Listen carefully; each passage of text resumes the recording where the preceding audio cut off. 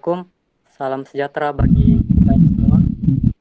Perkenalkan saya sebagai Ketua Kelompok 6. Pertama-tama saya akan memperkenalkan anggota kelompok saya. Yang pertama, Muhammad Haidira Priyadi. Yang kedua, Muhammad Akil Gusmawan. Yang ketiga, M. Taklim Mamuda. Dan keempat, saya sendiri selaku Ketua Kelompok. Perkenalkan, nama saya Nugra Aring Tarukdatu. Oke, adapun bangunan tradisional yang akan kami presentasikan yakni berasal dari yang pertama Provinsi DKI Jakarta, yang kedua Provinsi Aceh, yang ketiga Provinsi Sumatera Barat, dan yang keempat Provinsi Jawa Timur. Baiklah, kita mulai saja presentasinya. Kepada Saudara Hayadir dipersilakan. Iya, terima kasih kesempatannya, Dek. Saya mulai ini dari filosofi bentuk dari rumah joglo. Jadi, bentuk rumah bangunan dari rumah joglo hampir mirip seperti rumah joglo yang berada di Jawa Tengah. Perbedaannya, jika atap rumah joglo Jawa memakai tiang penyangga, lain halnya dengan rumah joglo Betawi yang menggunakan struktur kuda-kuda biasa. Pada umumnya, rumah joglo Betawi memiliki denah seperti bujur sangkar.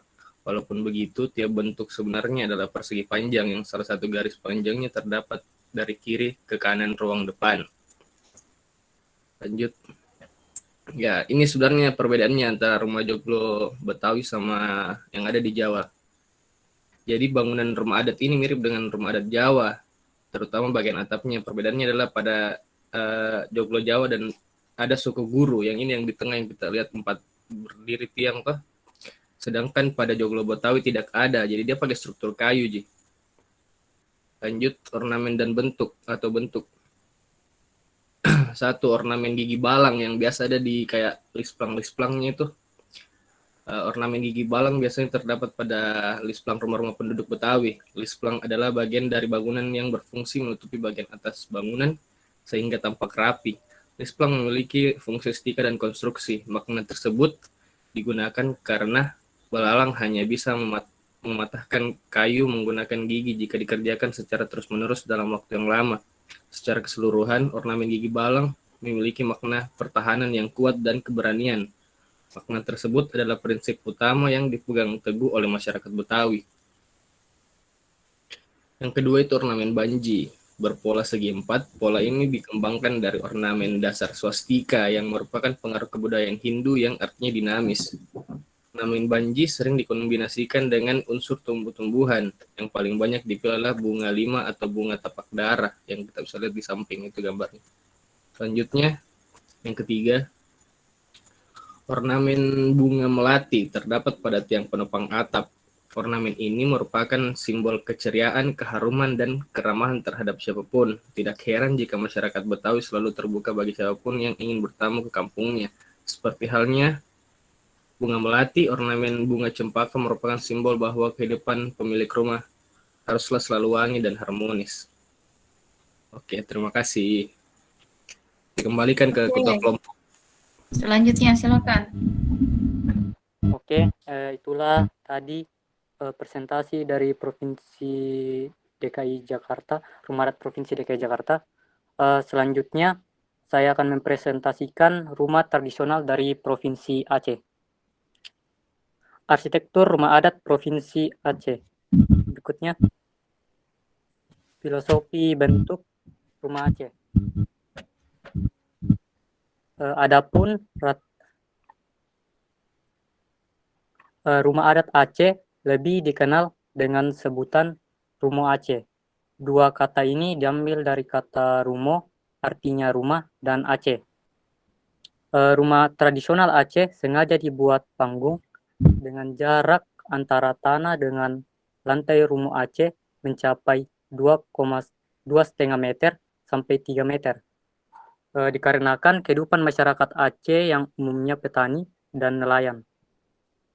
Maka di bawah rumah biasanya dijadikan sebagai tempat menyimpan hasil tani dan hasil melaut. Bagi anak-anak, kolong bawah rumah bisa dijadikan tempat bermain Bahkan kaum ibu yang menumbuk beras pun melakukannya di bawah rumah. Alasan lain dibuat tinggi jarak antara tanah dengan lantai dasar rumah juga berfungsi sebagai penyelamatan, baik dari serangan binatang buas maupun bencana alam seperti banjir yang datang seketika. Jumlah tiang penyangga rumah Aceh lumayan banyak. Untuk rumah ukuran sederhana, tiangnya mencapai 16 buah. Jika rumah tersebut lebih besar lagi, tiang rumah bisa mencapai 24 tiang, bahkan ada yang 32 tiang. Ukuran tiap tiang berkisar antara 20 sampai 35 cm dengan tinggi mencapai 150 hingga 170 cm. Pada bagian bawah setiap tiang ada batu landasan yang fungsinya agar balok tiang tidak masuk ke tanah jika suatu waktu tanahnya lembab atau banjir. Berikutnya. Adapun rata-rata jumlah anak tangganya 7, 9, 11, dan 13 dan seterusnya. Dalam filosofi orang Aceh, angka ganjil merupakan bilangan yang khas dan sulit ditebak. Jumlah hari dalam sepekan ganjil 7 hari, jumlah langit ganjil 7 lapis, jumlah lapisan bumi juga ganjil 7 lapis. Karena itu, orang Aceh suka dengan angka ganjil. Tinggi pintu hanya sebatas berdiri orang dewasa. Bagian atas pintu diberi balok melintang, sehingga setiap orang yang mau masuk rumah terlebih dahulu harus menundukkan kepala. Hal ini mengandung makna bahwa setiap tamu hendaknya menaruh hormat pada tuan rumah, tidak mendongakkan kepala. Bagian sisi atas rumah Aceh berbentuk segitiga. Atap rumah mengerucut sehingga tampak lancip ke atas. Atapnya disebut dengan bubong. Bagian yang menyatukan bubong kiri dan bubong kanan dinamakan perabung. Atap rumah Aceh dibuat dari daun rumbia yang dianyam sendiri oleh masyarakat. Masyarakat Aceh sengaja memilih daun rumbia sebagai atap rumah karena ringan sehingga tidak menambah beban rumah. Selanjutnya. Bagian-bagian rumah Aceh. Yang pertama itu ada serambi depan atau serambi ukeu. Rumah adat Aceh memiliki ruang bagian depan atau serambi depan yang difungsikan khusus untuk menerima tamu lelaki. Posisinya berada di depan dan dapat digunakan sebagai ruang makan dan tidur tamu lelaki. Kedua, serambi belakang atau serambi likot. Serambi belakang ini difungsikan sebagai ruang untuk menerima tamu wanita, sama halnya dengan fungsi serambi depan. Ruang ini dapat digunakan untuk tempat menginap dan tempat makan tamu wanita. Ketiga, ruang tengah atau rumah induk atau biasa disebut rumo inong. Ruang tengah atau rumo inong berada tepat di antara serambi depan dan belakang, dengan letak yang lebih tinggi dibandingkan dua ruang yang mengapitnya. Yang keempat itu gerbang. Khusus untuk gerbang, keberadaannya hanya sering muncul pada rumah yang dimiliki oleh keluarga terpandang atau kaya. Berlaku juga bagi para tokoh masyarakat setempat. Bentuk gerbang rumah ini berupa dua penopang di bagian kiri dan kanan berbahan kayu serta payung bilik pada bagian atasnya. Berikutnya, yang kelima, dapur atau biasa dibilang rumo dapur. Letak ruang dapur ada di bagian paling belakang dengan posisi agak rendah ketimbang ruang serambi belakang. Fungsinya sama seperti dapur-dapur rumah lainnya, yakni untuk kegiatan memasak. Berikutnya ada teras atau seulasa. Teras atau seulasa adalah ruang terbuka yang terdapat di bagian rumah paling depan. Fungsi teras dapat digunakan untuk tempat bersantai dengan duduk secara lesehan. Pada seulasa terdapat tangga untuk naik ke lantai rumah. Yang terakhir itu ada lumbung padi atau krong padi. Sebagian besar masyarakat di wilayah Aceh memiliki sawah dan menjadi petani.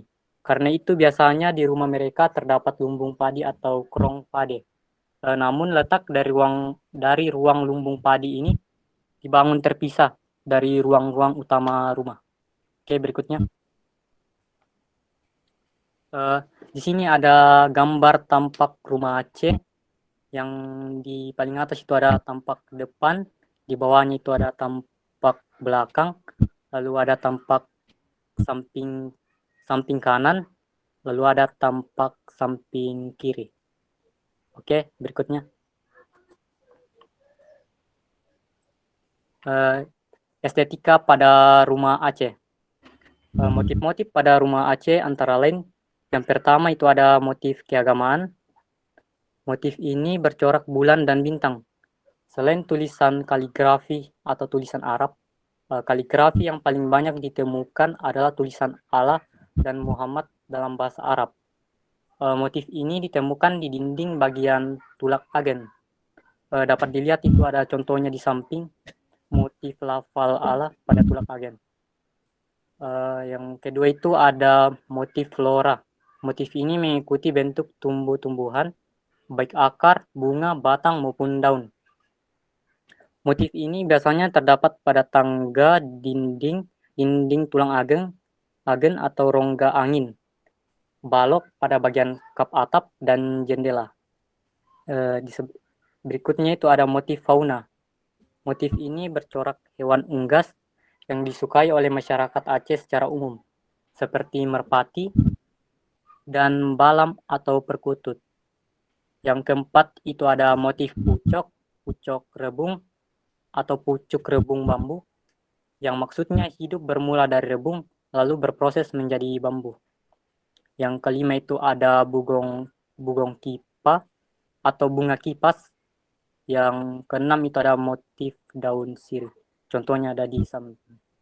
Oke, terima kasih. Sekian presentasi dari saya. Berikutnya, filosofi bentuk rumah adat Provinsi Sumatera Barat, kepada Muhammad Akil Gusmawan dipersilakan. Ya, filosofi bentuk rumah adat Provinsi Sumatera Barat. Next. Boleh ya, tunggu. Wait. Oke. Sudah masuk filosofi. Oke. Lanjut. Ya. Rumah Gadang. Rumah Gadang merupakan salah satu ekspresi arsitektur tradisional Minangkabau yang mampu mencerminkan kebijakan penggunaan bahasa arsitektural masyarakat etnis tersebut. Rumah Gadang menjadi simbol kebesaran dari sebuah kaum. Karena selain sebagai rumah tinggal, rumah Gadang juga menjadi tempat berkumpulnya seluruh keluarga seperti rapat keluarga, upacara adat, dan lain-lain. Seiring berkembangnya waktu dan kemajuan zaman, nilai dari arsitektur vernakular Minangkabau mulai ditinggalkan oleh warganya. Dampaknya bentuk keaslian rumah Gadang semakin memudar dan tidak dikenali lagi. Namun, di samping itu banyak juga pihak yang tetap mempertahankan nilai rumah Gadang dengan menerapkan beberapa aspek keaslian dari rumah Gadang itu sendiri ke bangunan modern. Tujuan dari penelitian ini adalah untuk mengetahui bentuk arsitektur tradisional Minangkabau dan untuk mengetahui apa saja bentuk penerapan arsitektur tradisional Minangkabau pada gedung perkantoran Bukit Tinggi dari segi bentuk fisik. Next. Arsitektur tradisional Minangkabau. Arsitektur rumah tradisional Minangkabau merupakan simbol budaya bagi masyarakat suku Minang. Rumah Gadang itulah namanya, yang mempunyai arti gadang, besar. Besar dalam hal ini bukanlah hal fisik tetapi lebih dari itu. Besar dalam pengertian fungsi dan peranannya yang berkaitan dengan adat. Selain sebagai tempat tinggal, rumah Gadang juga berfungsi untuk melestarikan adat budaya di dalam lingkungan keluarga mereka. Ukuran pada rumah Gadang bervariasi, tergantung dari banyaknya penghuni rumah tersebut. Kebanyakan rumah Gadang mempunyai jumlah ruangan yang ganjil. Selain berfungsi sebagai tempat tinggal, fungsi rumah Gadang adalah sebagai tempat kegiatan adat dan tradisi. tempat melaksanakan seremonial adat seperti kematian, kelahiran, perkawinan, mendirikan kebesaran adat, tempat mufakat, dan lain sebagainya. Next.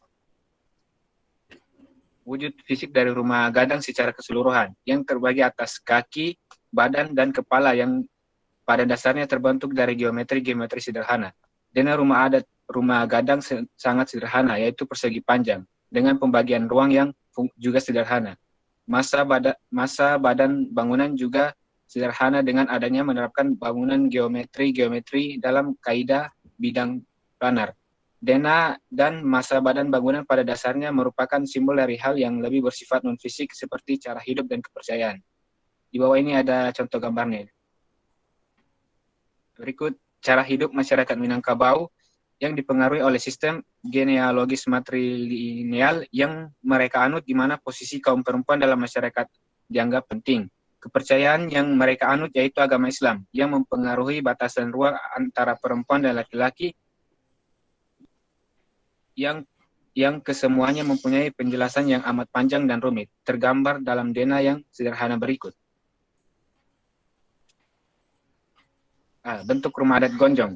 Ide atau pemikiran yang mendasari bentuk rumah atap gonjong. Antara lain, tanduk kerbau. Karena kerbau merupakan hewan yang dianggap sangat erat kaitannya dengan sejarah kemenangan masyarakat Minangkabau dalam adu kerbau melawan pendatang yang ingin menduduki wilayah mereka. Yang kedua, pucuk rebung atau bakal bambu. Karena bagi masyarakat Minangkabau, rebung merupakan makanan adat yang selalu ada saat upacara-upacara adat. Selain itu, bambu dianggap tumbuhan yang sangat penting dalam konstruksi tradisional. Yang ketiga, alam Minangkabau yang berbukit terdiri dari punggungan dan landaian. Next.